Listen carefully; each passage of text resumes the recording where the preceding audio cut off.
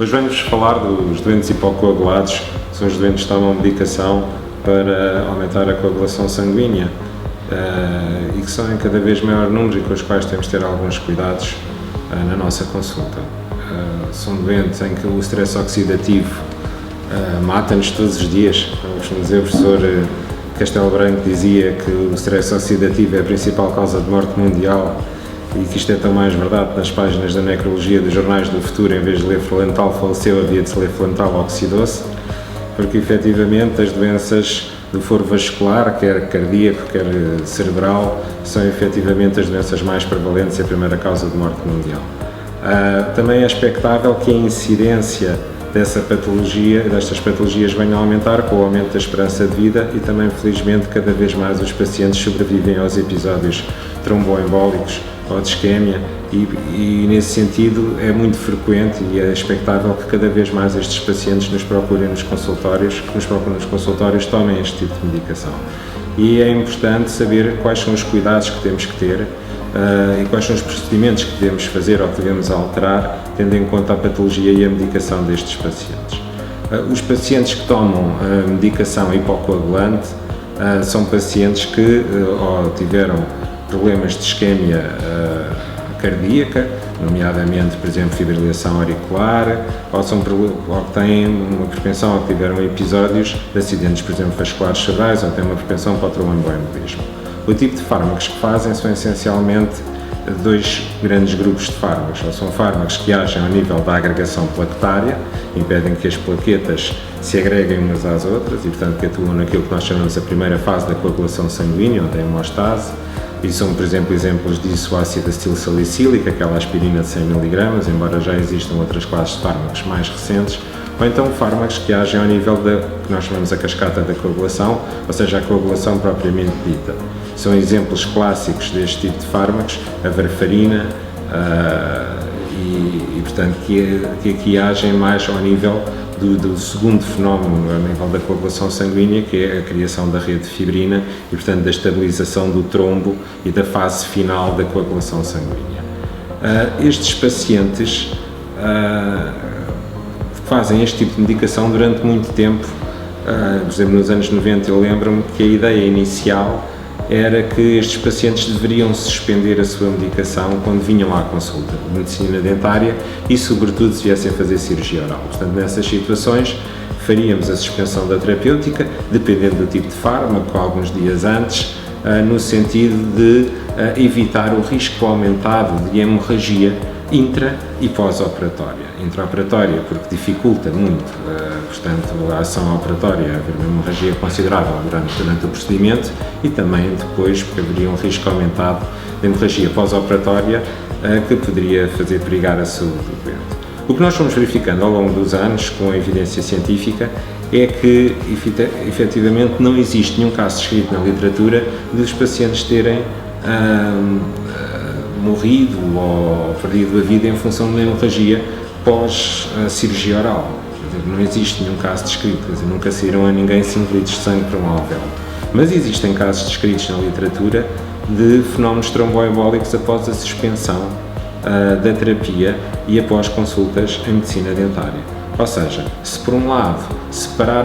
fizermos a suspensão da terapêutica, o risco é um risco de tempo de hemorragia mais elevado, na maior parte dos casos, que é desagradável, mas é apenas isso, um evento desagradável. No caso da suspensão da terapia tromboembólica, o risco é o de haver um fenómeno de tromboembolismo e de haver a morte. Portanto, estamos entre aqui uma situação que pode ser apenas desagradável, uma hemorragia prolongada ou um fenómeno que pode ter consequências até eventualmente fatais, portanto, fenómenos de muito maior morbilidade. E neste sentido começámos a pensar, a partir da década de 90, e a criar protocolos e a estudar, digamos assim, este assunto no sentido de pensar que efetivamente se calhar não deveríamos fazer a suspensão destas terapêuticas e depois um bocadinho mais além em que situações é que elas deveriam ser suspensas. Por outro lado, também, paralelamente a este pensamento, foram surgindo outras classes de fármacos, quer a nível dos agregantes plaquetários, quer a nível e, sobretudo, dos medicamentos utilizados na cascata da coagulação, portanto, na coagulação sanguínea. medicamentos esses que têm muito maior vantagem relativamente à varfarina. Portanto, vamos aqui dividir um bocadinho. No caso dos agregantes plaquetários, em alternativa ao ácido acetil salicílico ou em conjunto com o ácido acetil salicílico, quando é preciso uma ação, enfim, mais profunda, apareceram alguns medicamentos que agem também na agregação plaquetária. E a nível em substituição da varfarina, a varfarina sempre teve alguns problemas de utilização, porque, quer dizer, precisa de um ajuste da dose, precisa de uma monitorização muito prolongada do doente e permanente, e cada vez que fazemos a alteração do esquema terapêutico é um bocado imprevisível, enfim, tudo aquilo que acontece em termos de fenómeno de coagulação. O que os novos medicamentos que agem na coagulação sanguínea vieram a fazer, por exemplo o Pradaxa é um dos exemplos, para dar aqui, enfim, apenas um entre muitos outros que têm aparecido, é que agem diretamente nos fatores da coagulação, são inibidores diretos de alguns dos fatores da coagulação e, portanto, neste sentido permitem que as doses sejam muito mais standardizadas para todas as pessoas, com resultados muito mais previsíveis e que sejam e portanto não necessitem tanta monitorização e que os pacientes não tenham tantos fenómenos associados à própria terapêutica, porque os pacientes que tomam estes medicamentos muitas vezes têm ao contrário, não é? Estão na prevenção do tromboembolismo e se não há um ajuste correto da dose têm fenómenos de hemorragias espontâneas, subcutâneas, muitas vezes, enfim, hematomas, rupturas dos vasos espontâneas e, portanto, com alguma dificuldade de coagulação, um bocadinho ao contrário daquilo que se espera. E, portanto, estes efeitos idiosincráticos são menores nesta nova classe de fármacos. E, portanto, ficámos um bocadinho, e isso temos vindo a trabalhar ao longo dos anos, em que situações é que devemos ou não fazer a paragem deste tipo de medicamentos e agora com estas novas classes de fármacos se alguma coisa se altera ou não. E, portanto, um bocadinho concluindo aquilo que tivemos a falar, a primeira ideia que existe é que não se deve fazer nenhuma alteração da terapêutica vigente sem se falar ou com o colega da medicina dentária ou com o colega que faz normalmente o seguimento da prevenção do tromboembolismo, seja o cardiologista, seja, enfim, o médico. Não se deve fazer, portanto, não é o doente, muitas vezes, eu digo isto porque, enfim, muitas vezes os doentes chegam e dizem, já parei a medicação, o doente não deve fazer isto, os doentes não devem fazer isto, portanto, a medicação hoje em dia deve ser suspensa em raríssimas situações, portanto, essa é a primeira conclusão. Hoje em dia as indicações para procedimentos em medicina dentária que necessitem de suspensão da terapêutica da prevenção do tromboembolismo são praticamente inexistentes. E podem muito bem ser controlados pedindo alguns exames acessórios e, portanto, desde que não hajam extrações de mais do que 3 dentes,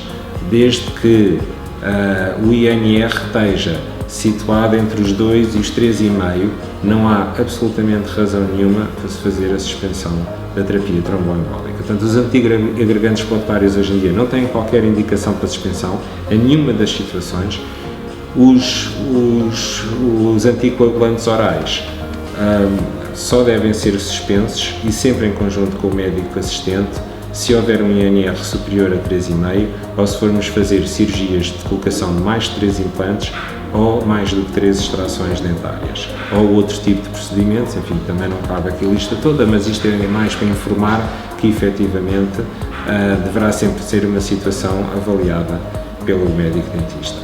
No caso ainda dos novos aquilo que nós chamamos os novos anticoagulantes orais, este exemplo que eu estava a dar, que existem em substituição, são utilizados normalmente em substituição da varfarina, o que acontece muitas vezes é que nós, mesmo com alguns tipos de cirurgia mais pesada, não precisamos de fazer a suspensão, fazemos só o agendamento da cirurgia numa hora do dia que já não vai coincidir com a toma, ou seja, às vezes nem é preciso parar alguns dias, mesmo nos casos mais pesados, fazemos só a suspensão, por exemplo, de uma toma, fazemos a cirurgia de manhã e o paciente já faz a toma da noite, por exemplo, 4 horas após já termos uma hemostasia, ou seja, do seu sangue já ter parado de coagular, já pode perfeitamente retomar a sua terapêutica e